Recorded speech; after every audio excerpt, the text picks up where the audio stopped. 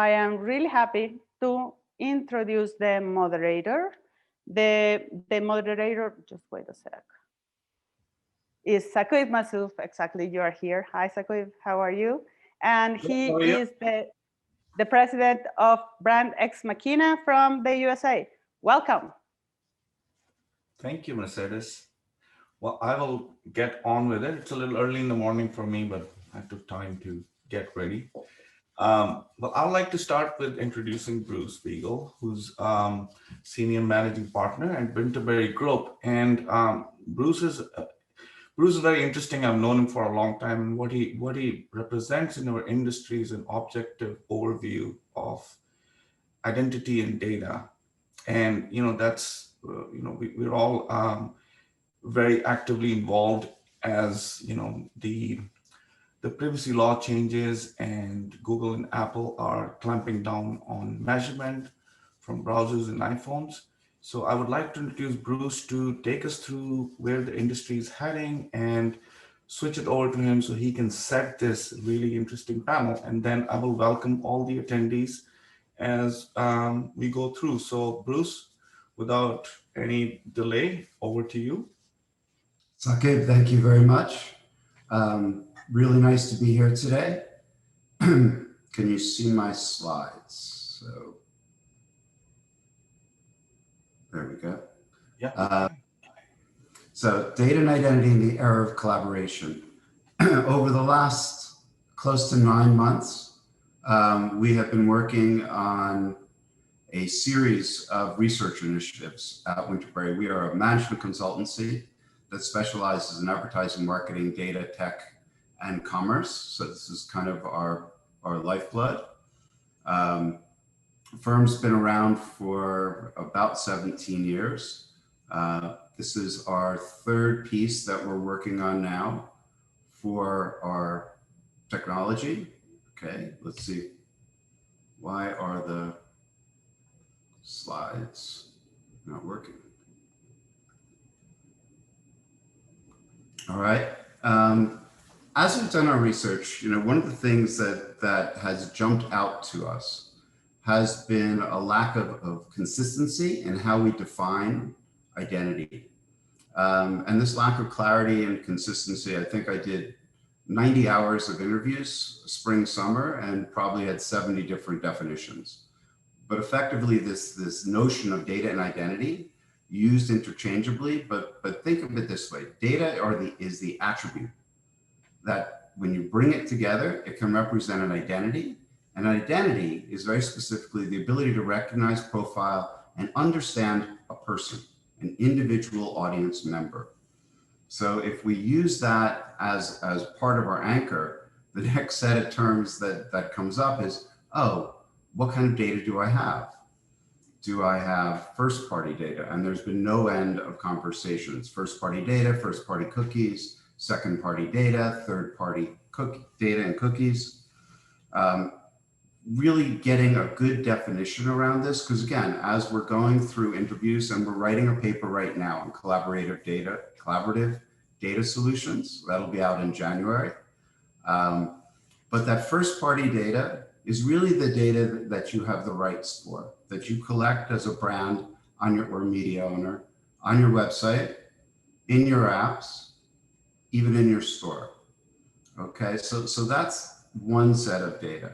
If you take that data and you want to share it with another party and you have the right permissions, second party data is all about permission.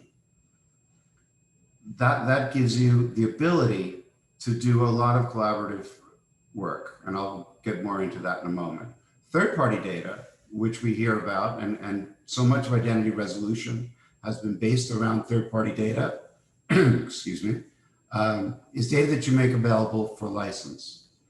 Once you kind of anchor in that, the next question becomes, okay, so then what's an identity solution? The identity solution is the ability to pull all of this data together, first, second, or third, and leverage it in order to do insights, to do attribution and measurement, et cetera. But I'm doing a series of steps in this identity process. The first step is I'm going to get consent from my audience. The second is I'm going to manage that data. I'm going to clean the data. I'm going to get it ready. I'm going to anonymize it. I'm going to separate my PII from my non-PII. The third step is when I start to aggregate that data and I start to build those profiles. That's my matching, my linking, my tying devices to that individual. Then I can take that data out as an identity profile, put it into an identity graph, and leverage it into my applications. Well, this was fairly straightforward when we only thought of identity in the context of onboarding. But as we look at privacy and restrictions on cookies and traditional onboarding going away, the market is evaluating 6 or 7 new solutions and different approaches that all require collaboration. The first of these is the proprietary ID with an authenticated first-party data. This is the data that's happening in walled gardens. And this is also the data that you use for personalization unowned. The second solution that we're watching is a common ID based on first-party data matched to a PII reference set. This is what you're hearing from people and companies like the Trade Desk and LiveRamp, really finding a new common standard, but based off of a first-party relationship with a media owner and a brand. Another solution that we saw evolve was common synonymous ID tokens, really used for programmatic bidding. As we continued on, we started to hear more about second-party data environments, and this is really clean rooms and solutions around that. So as we start to migrate past these solutions, we will go in and, I think I lost my slides.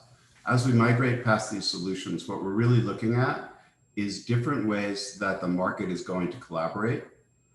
And it's not just a brand collaborating with another brand. It could be a brand collaborating with a media owner. It could be a brand collaborating across its own environment. So many multi-brand organizations have different data silos. And I can leverage these second-party identity solutions as part of that. We're also seeing household ID as a solution and contextual targeting as a solution.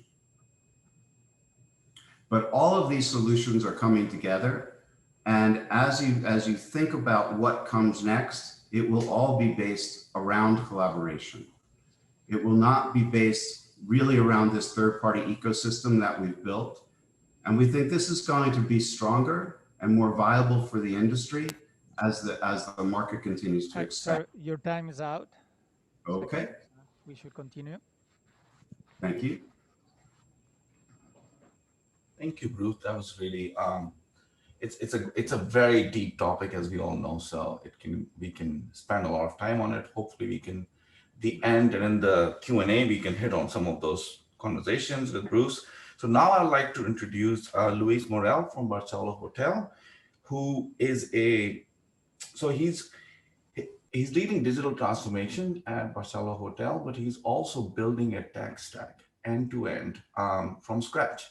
And that's very interesting for anyone to be building that, especially at a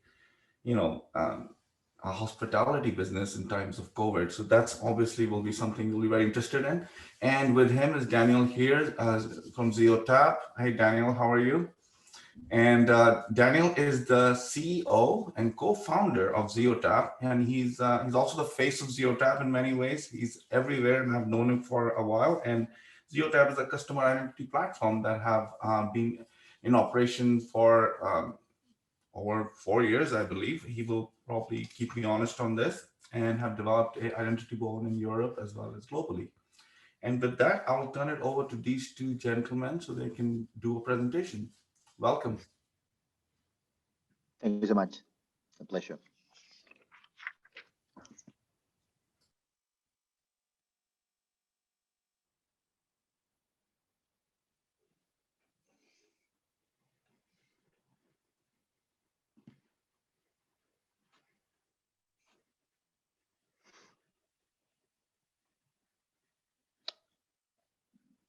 Okay, Daniel, are you going to introduce? I think we start with your slides, Louise. Okay, great, not a problem.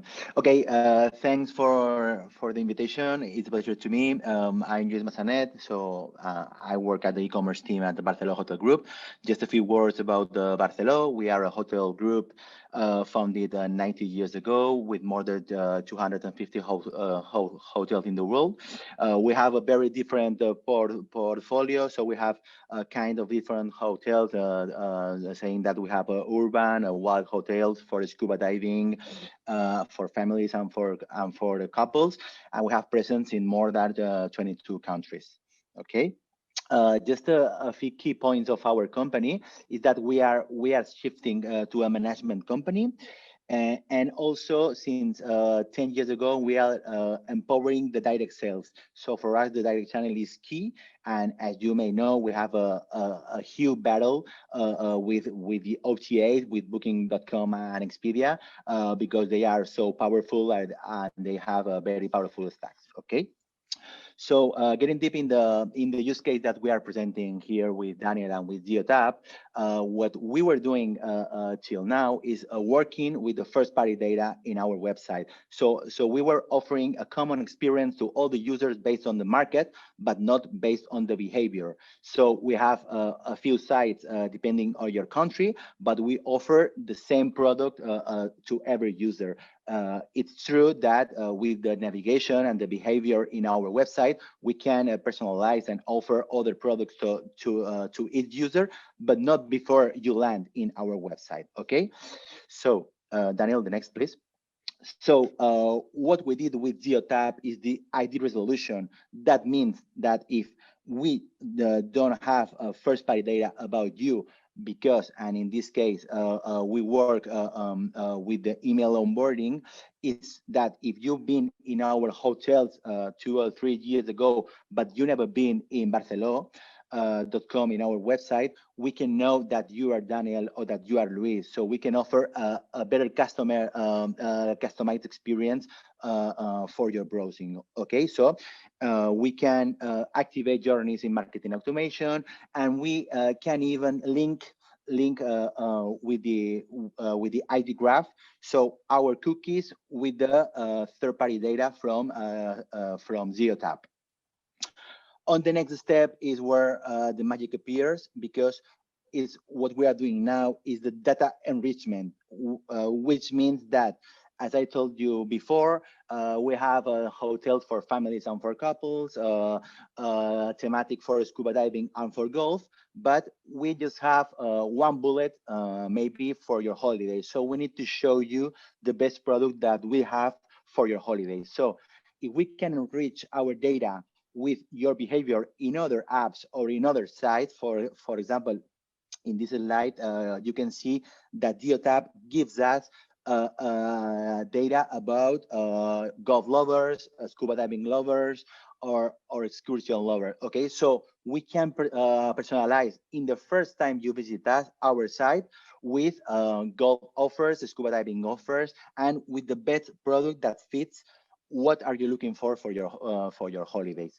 So with this, we can merge offline and online data in order to optimize our marketing spending, and I think it's even important to customize and to personalize the navigation and the browsing in our website in order, of course, to increase the conversion rate. Okay. So in the next slide, I can show you part of our digital stack and how Zeotap plays a key role in this stack, because on the bottom of the slide, you can see our CDP and our DMP, where Zeotap identifies and enrich our data. And above that, we have the data enrichment regarding the DV360, which is our one of our main DSPs. So we can personalize with the same data and with homogeneous journey of marketing. So we can show the same advertising to every user even if they are outside of our website or browsing it. Okay, so you can see the flow that, for example, through Tilion CDP and with Zeotap data, we can with Adobe Target, we can personalize the product that the user is seeing in every step of the funnel in order to as I say, to increase the conversion rates. So Daniel, if you can show the results of our project. Absolutely. Thank you, Lluís. So basically, we're obviously very honored to be part of Barceló's exciting MarTech journey. And today, as Lluís pointed out, Barceló is using two modules of Zeotap's full stack platform, which are ID resolution and data enrichment. And with these two, Barceló is basically embracing personalization at scale based on a full 360 degrees intelligent view of the customer. Why am I saying at scale? Because we're basically in European markets together with Barceló achieving up to 70% match rates to first-party data, so to Barceló's first-party data, which are rates usually not seen in Europe, but only in the US, where let's say the market is a bit more advanced. Which basically means, in easy words, that the vast majority of Barceló's first-party data is matched, and that means that the web-based personalization that Lluís has described is done at scale, so includes the majority of even the unknown website visitors that don't log in or don't authenticate. So it's basically, in easy words, mass customization within MarTech. Why are we calling it intelligence and not just customer data? Because we're combining basically the worlds of first-party data with the world of external third-party ID resolution and external sort of third-party unified, and not based on a marketplace, but unified data enrichment to close the gaps in Barceló's first-party data. And basically those two solutions provided as one solution to Barceló not only drives high match rate, but as an outcome of high match rate, it means that the average upselling rates for existing customers and the average net new acquisition rates for new customers are increased between 5 to 50% on average, compared to a scenario where this is not done. Looking at those effects, while all of that sounds fancy, right, to maintain one-on-one addressability in targeting, measurement, and attribution going forward, and to prove the value of marketing stack investments by any brand, we need to speak about how universal IDs solve the problem of the cookieless and the IDFA-less future. And more brands, publishers, and platforms are approached by universal ID vendors such as LiveRamp, such as Zeotap, and others. And they all have the same questions, right? We're asked all the time, like, what vendor will make it, what vendor is important, and why would they invest in Zeotap specifically or any other vendor? And I think the answer, abstracting from Zeotap, really lies in a simple framework that is easily applicable for any publisher, marketer, or platform such as DSP, SSP. And it's basically three simple questions that everyone should be asking when working with a universal ID vendor. First, what's the existing scale of an email-based deterministic identity graph if the publisher, for example, wants to go to a deterministic solution and not be based on fingerprinting, for example?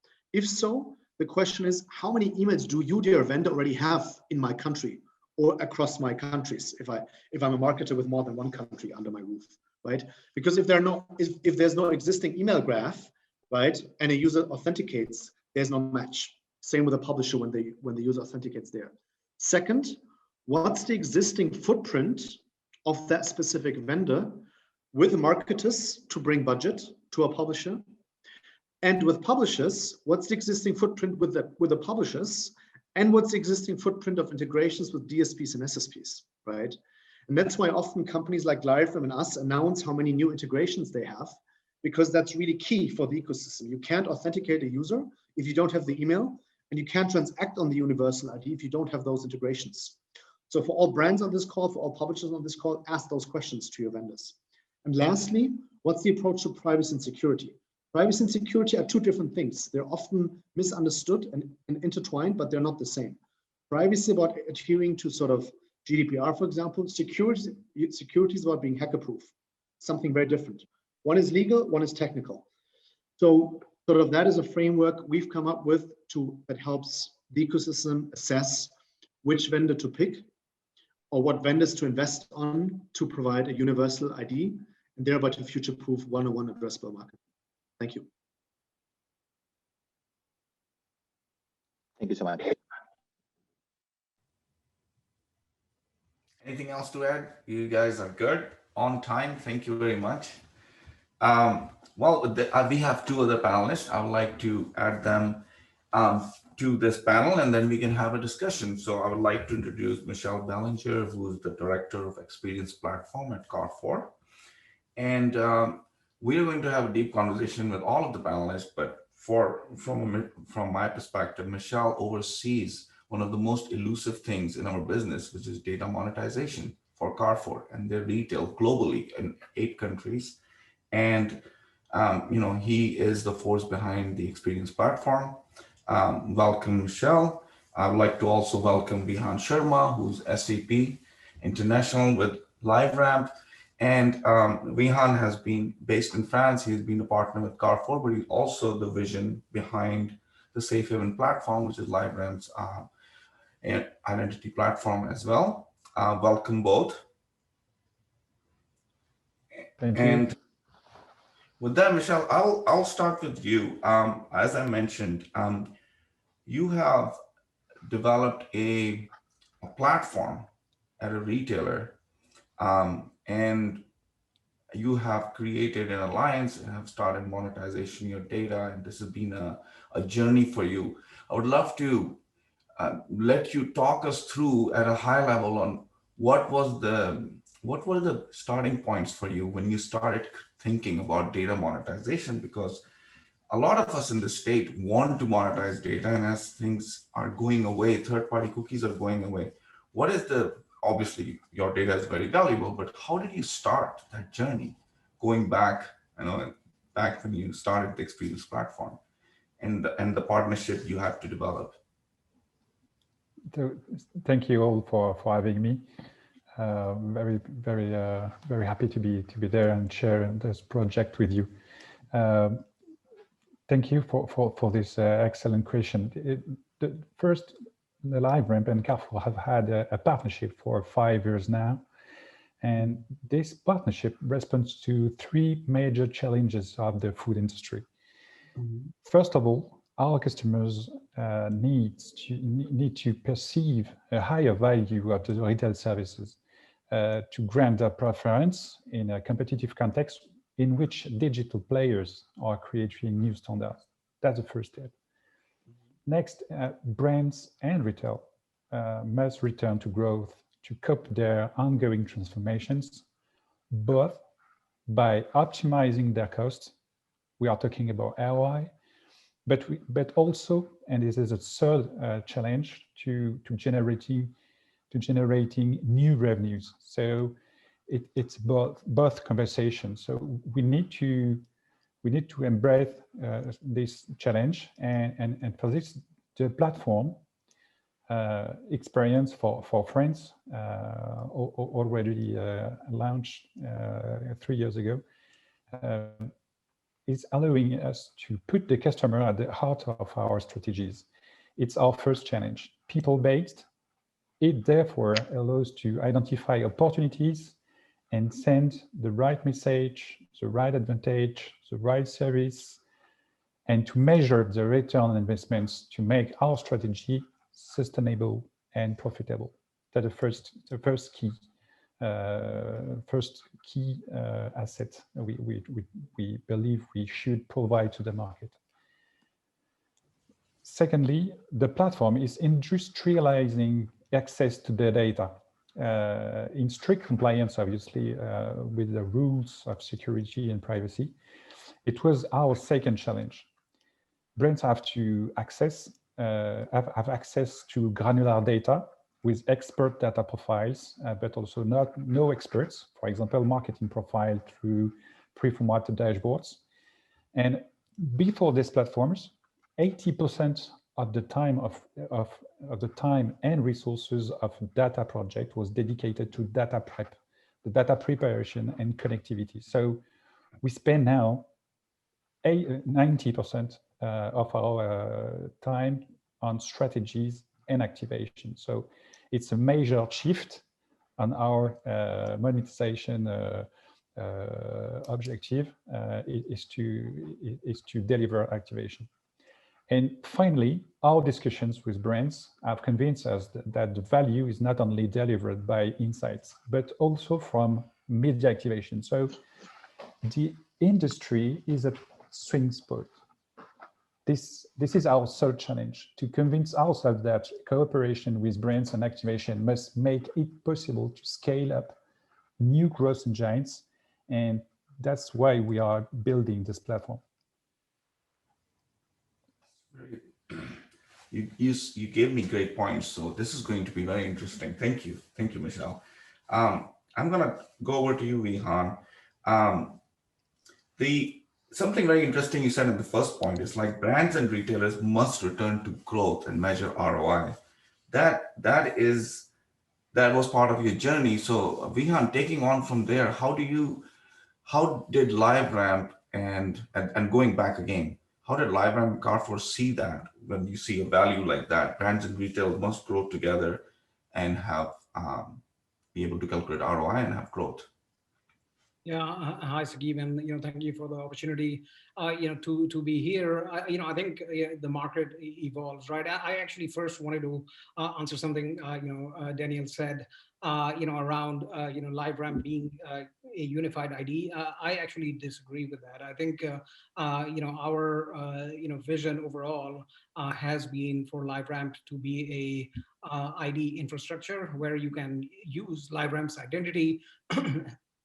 Excuse me, if you like, but the main point is to connect brands' own proprietary first-party data with the data which is available at the publishers, and of course, you do need to have a graph in some instances, and in some other instances you don't, right? So I think that is. I just wanted to clarify that to start with. But on the journey with Carrefour and others, I think what we very quickly identified when we started working with Michelle and some other people at Carrefour was that there is this inherent notion of lack of trust, right? So a retailer and a supply and a CPG brand are usually in a buyer-seller kind of a relationship where getting trust is actually next to impossible, right? So what we decided to do, is to actually create a permissions engine which allows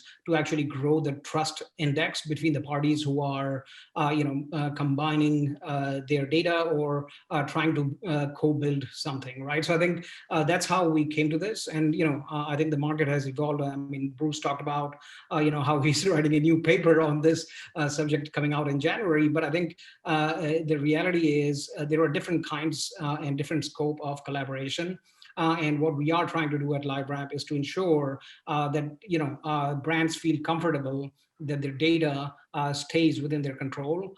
They are completely the owners and controllers of their own proprietary data, and they're only accessing or giving views to their partners in order to create new use cases, right? So the objective for us as a company is to build out multiple use cases with clean room being one use case and not the end all be all of the collaboration landscape, right? So that's kind of it from a LiveRamp perspective.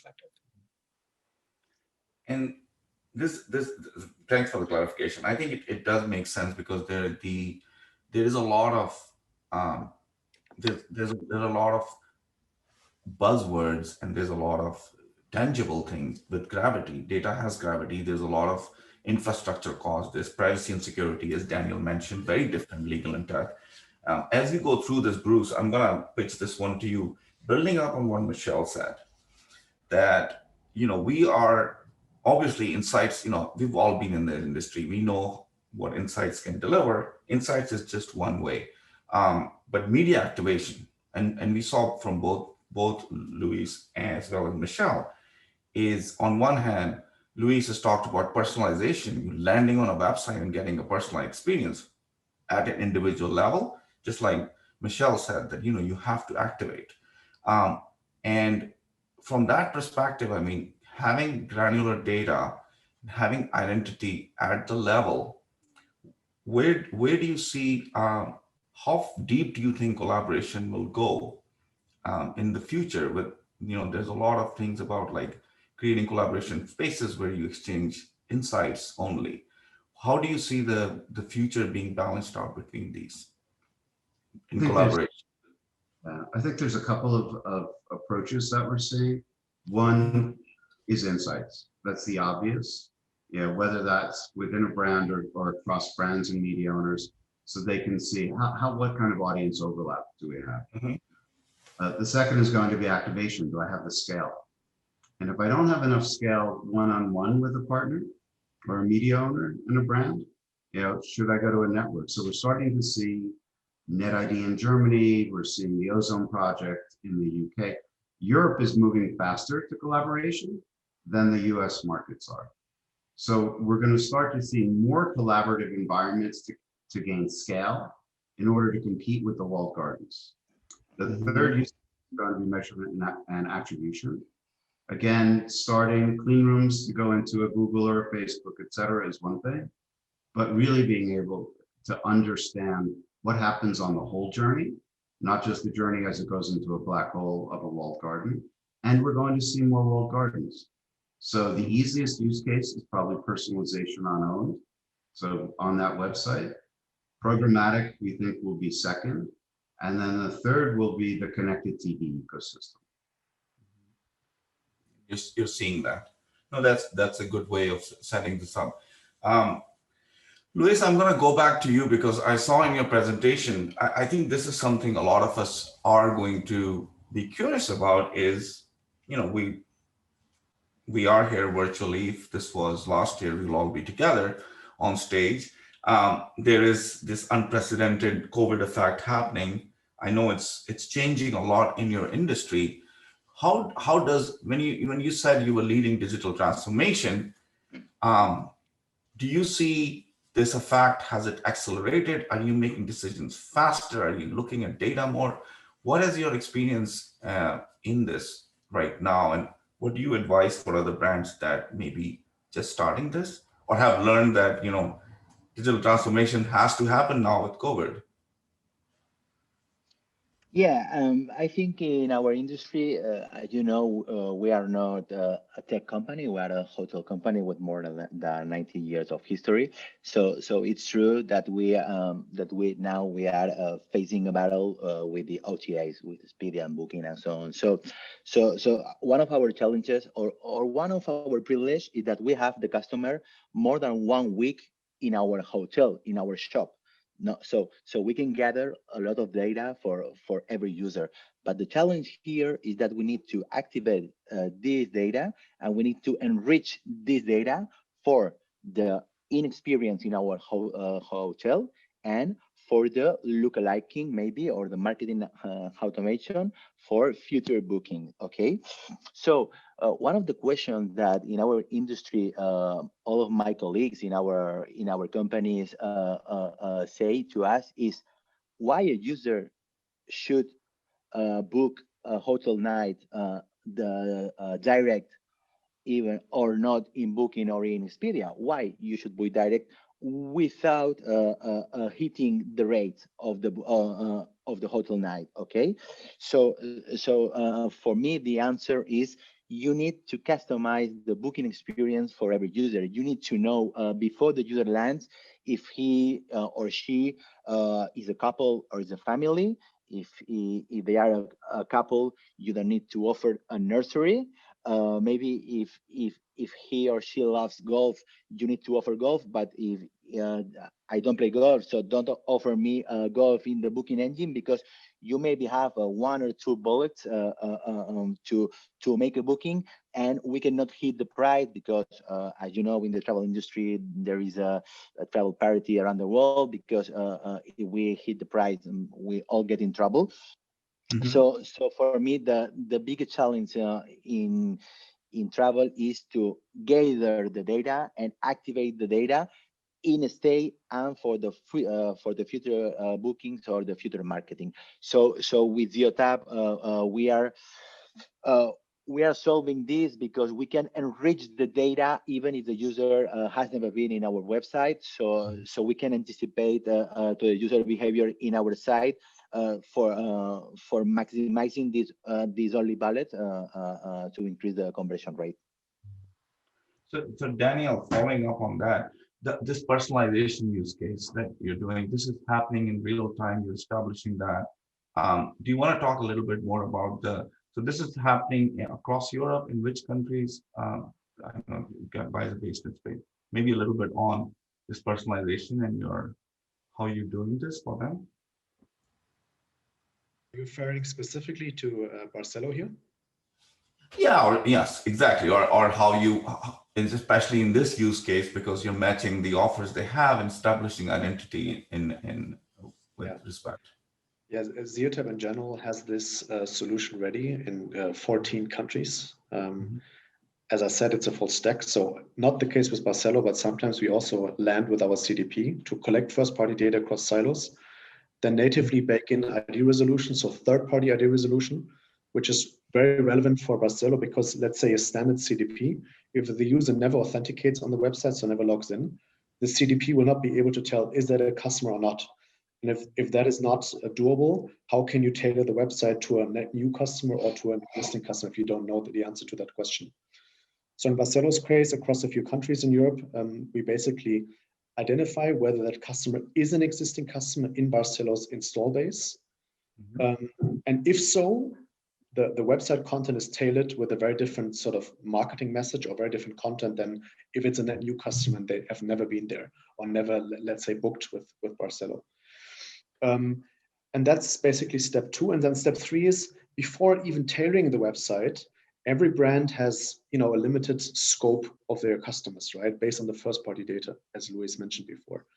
So we say we should further enrich that intelligence with additional third-party intelligence, which is our unified data asset, which is then sort of fed into a next best activity engine, which is also called next best activity upselling, in real time, so that basically first-party data is unified, identity resolved to figure out if that is an existing or new customer, further enriched to understand the individual user level profile, and then the website is customized in real time.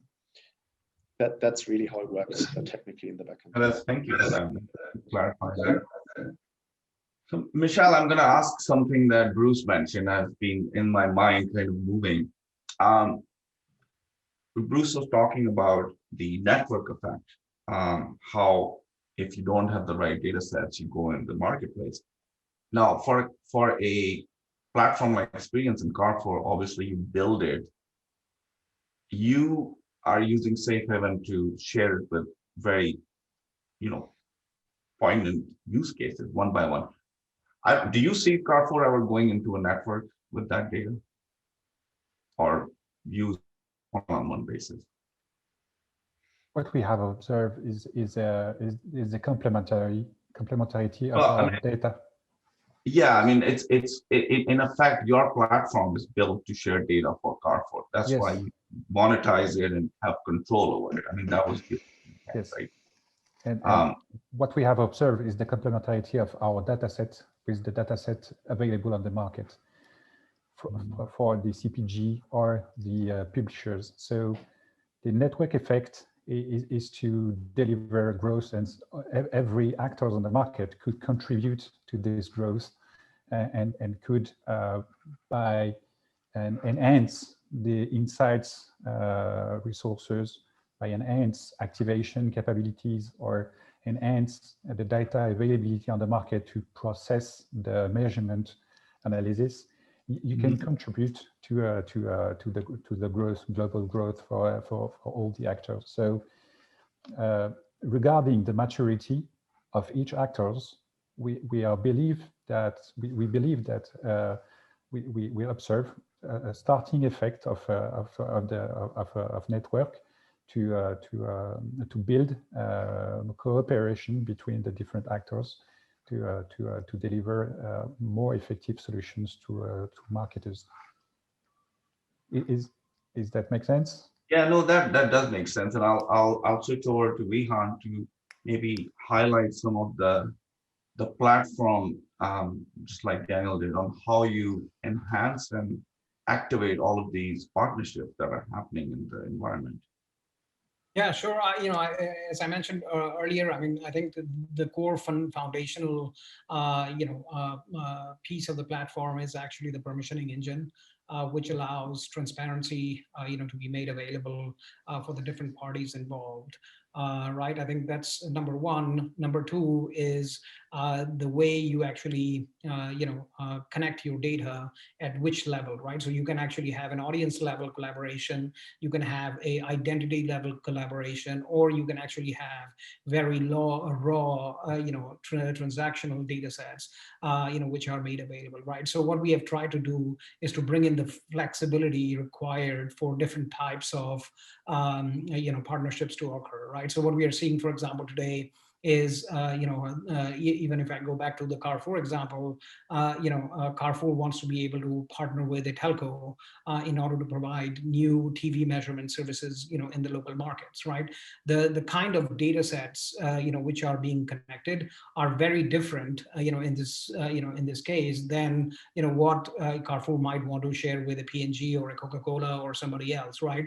So this flexibility is inherently part of the platform, and number three, we are investing significantly in the privacy preservation side of the story, where there is one thing which is compliance, and the other thing is more related to privacy preservation and how the data is actually made available, for different parties to consume that data set, right? So we fundamentally believe, collaboration is the future of identity.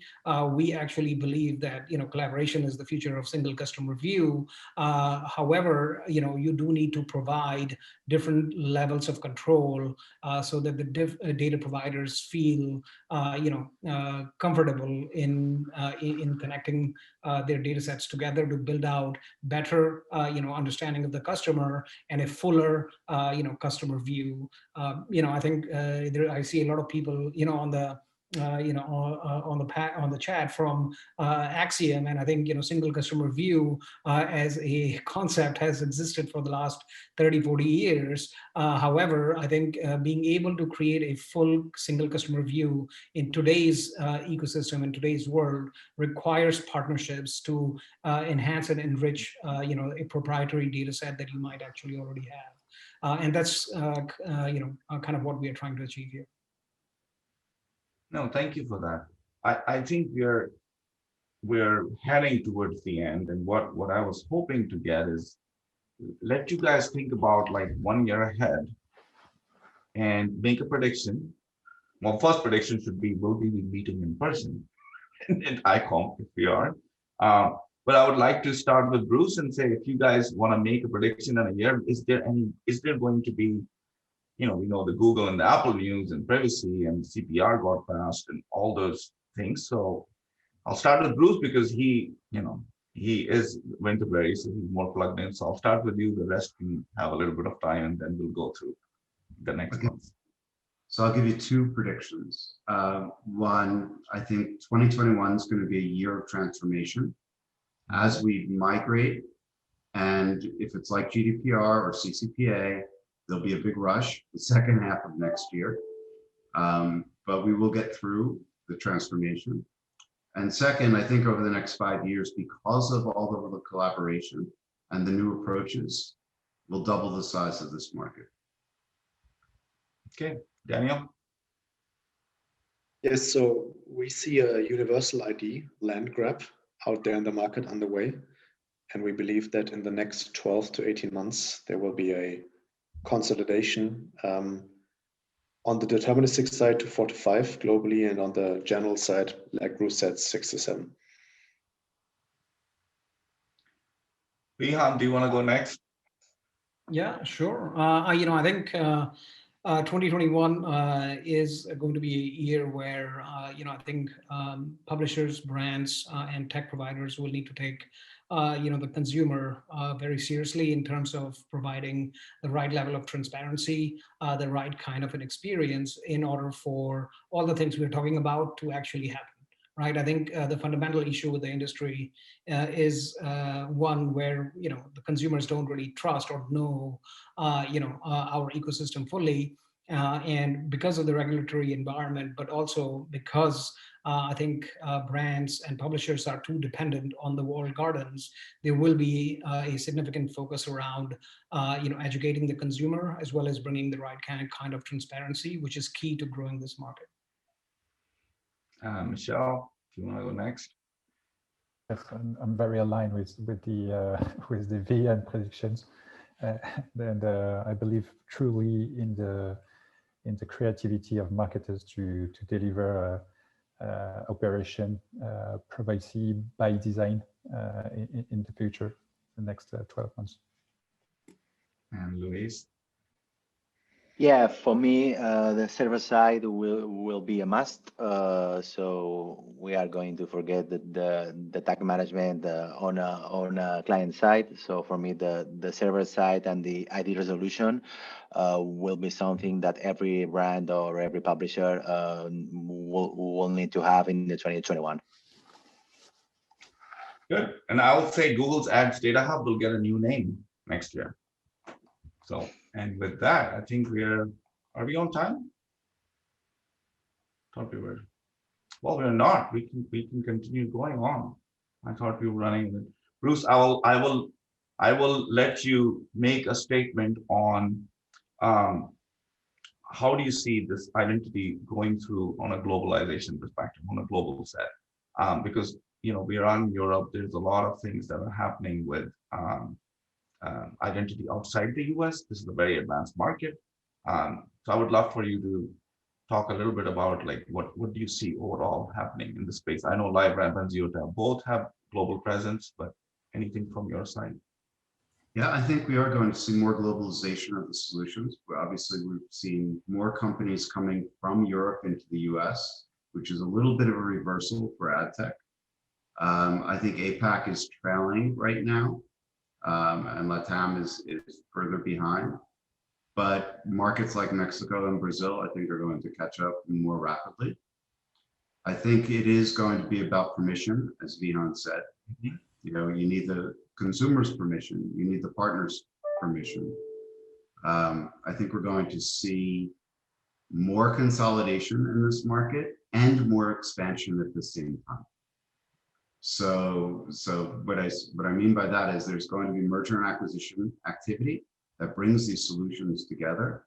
At the same time, we're seeing so much work in analytics mm-hmm. and artificial intelligence that's going to expand what's possible. Vihan, globally, where do you see your platform going? Yeah, I think that's one of the reasons I was, not agreeing with Daniel around the universal ID piece is because I think creating a graph in today's regulatory environment in every single country on the planet is a really, really, hard thing to do. And so, having the possibility of being basically an infrastructure play where we are the connectivity layer between the publishers as well as brands allows us the capability to be really global really quickly, and this is something we are really focused on, and we expect LiveRamp solutions to be at a global reach pretty soon. Daniel, do you want to add to that? Yeah, I mean,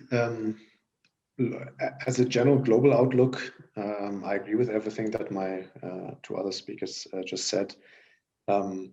We see partly consolidation in MarTech, AdTech. The market is really crowded. It's freaking hard for marketers to figure out what's right for them. Pitches often sound very similar, and there's a lot of nuances, so the devil's in the detail. It's really hard to raise in this ecosystem. Let's say for early stage startups or mid stage scale ups, so it's really hard to raise. So I don't see a lot of new market entrants really playing at scale in this given environment. It's getting harder and harder with more privacy regulations coming up. I expect the US to some degree follow GDPR over the next 4 years, especially with the Democrats winning. Usually they pursue a stricter view on the world of privacy. So consolidation in both MarTech in general and also on the universal ID side, and an increase in future privacy regulation. Yeah, no, that is definitely something that we see in the landscape, along with a lot of brands coming up with RFPs around CDPs and identity platforms. I think those are all global, and it's very hard, like Vihan said, to create an identity infrastructure and have the data assets and to do that. So you obviously, I think both Zeotap and LiveRamp have invested a lot of time and thinking in creating that. And I think that's the leadership that is required from the industry as both Google and Apple start shutting down the last mile. Bruce, when you see this thing happening, right? And the reason I'm setting this up is, we have a Q&A, and I have a Q&A with you, and maybe I'm being a little selfish here. We have a Q&A session with me and Bruce, and Vihan and Michelle will be together in a room. Me and Bruce will be together, and Lluís and Daniel will be together. So one of the things that we are going to be more and more clients are going to talk about are things like privacy and security, and what level of collaboration do I do with my customer and client enough to get tracking? And what are your thoughts on some of the other identity consortiums coming out to replace the Google 2.0? Unified 2.0 is one of them. Obviously, there's ATS, there's other things coming in.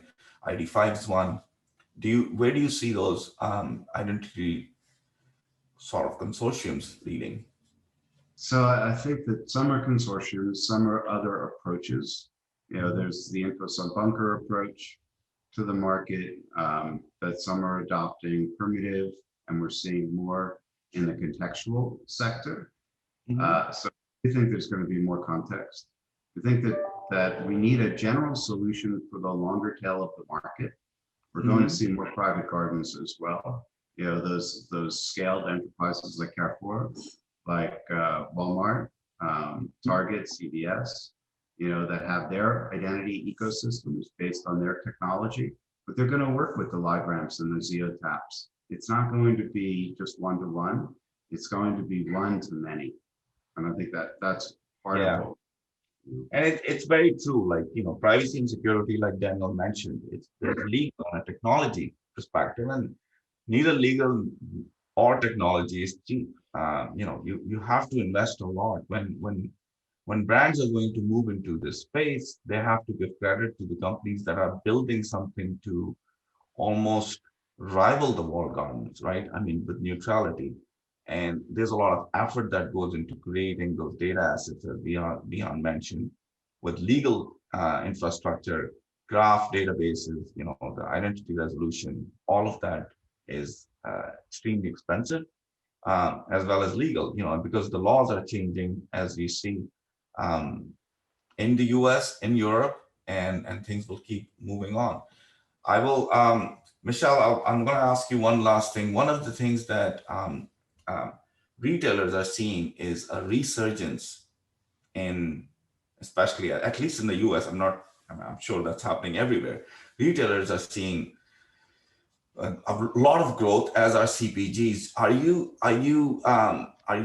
spearheading and accelerating your digital transformation as you go through? Because there's a lot of demand post-COVID for CPG as well as retailers to connect and do a lot more business together.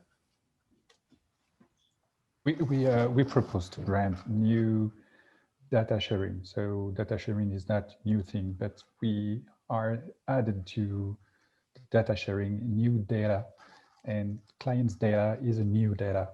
So we could build cooperation based on our data set, new data set. So we think that we are in a position to offer to the market, and especially to the food industry, new tool to reinvent marketing and to create a new efficiency for conversion.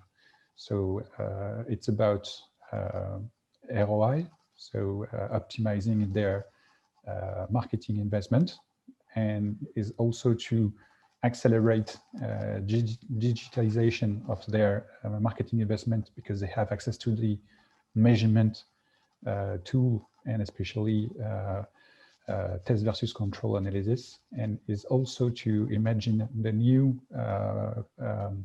client path in our stores to accelerate conversion. So maybe new growth, maybe new revenue coming from new marketing operations. So in that way, I believe that we are in a swing spot for all the actors on the market to deliver a new trend on the transformation with digital. I think that's a great closing point because we are at time, and yes, retail is in a sweet spot, and yes, this is data monetization is going to grow.